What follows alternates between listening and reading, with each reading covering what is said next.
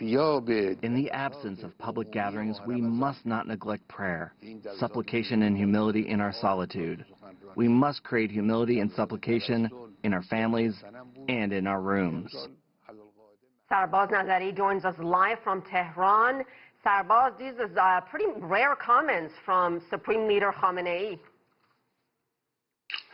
Absolutely. The cancellation of Ramadan rituals was, I would say, the latest in a series of unprecedented measures never taken in post-revolution Iran. I mean, the Supreme Leader's message was another indication of how the state is swallowing this bitter pill of the multi-dimensional pandemic. Even today, Iran would have been celebrating one of the most important holidays in Shia Islam, but there were near zero observances out there. Indeed, the same as what we have seen in recent weeks with Friday prayers entirely shut down across the nation.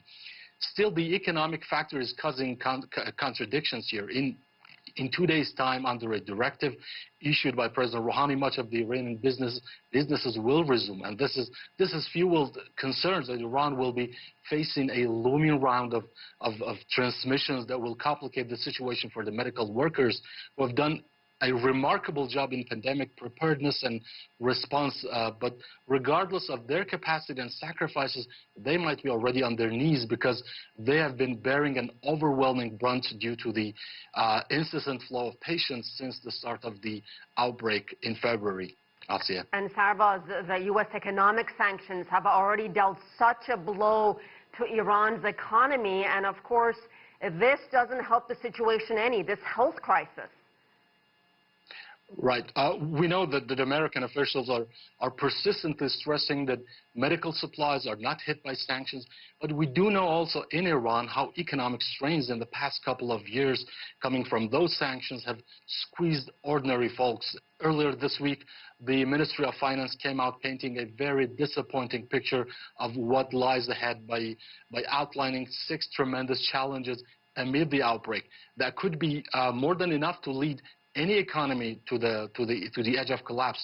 That report has highlighted the threat coming from plummeting oil prices, the shrinking public purchasing power, and a fast widening deficit in financial resources, which the state has relied on for its annual budget.